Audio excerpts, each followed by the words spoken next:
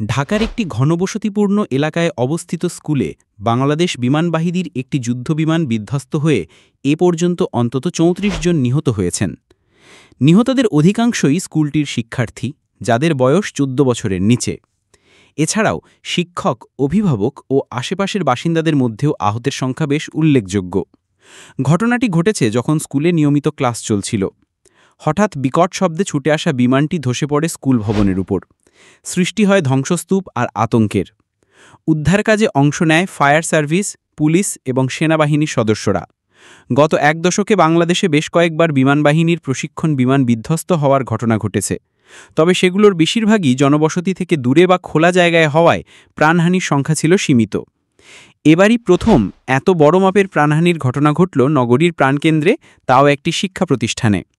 এ ঘটনায় স্বজন হারানো পরিবারগুলোর কান্না, শোক ও ক্ষোভে আকাশ বাতাস ভারী হয়ে উঠেছে। প্রশ্ন উঠেছে, এত বড় দুর্ঘটনার দায় কে নেবে? কিভাবে মিলবে ক্ষতিপূরণ?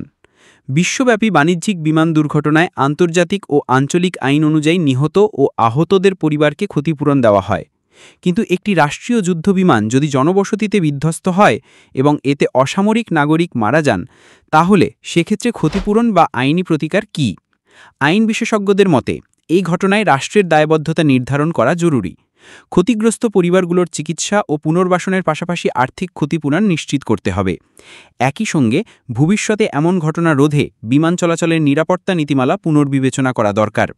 এখন পুরো জাতি অপেক্ষা করছে এই অপূরণীয় ক্ষতির প্রেক্ষিতে সরকার কী পদক্ষেপ নেয় এবং ক্ষতিগ্রস্ত পরিবারগুলো কতটা ন্যায় বিচার পায়।